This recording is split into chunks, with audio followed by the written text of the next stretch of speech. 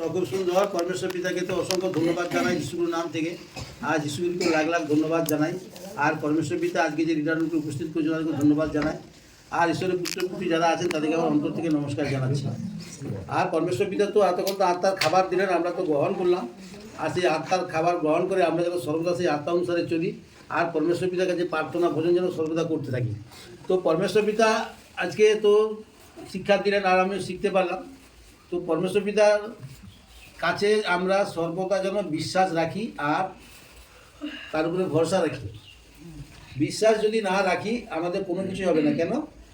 একমাত্র ঈশ্বর ছাড়া আর আমাদের কেউ কার্য করতে পারবে না। মনুষ্যর উপরে বিশ্বাস করতে না বলেছে পরমেশ্বর পিতা।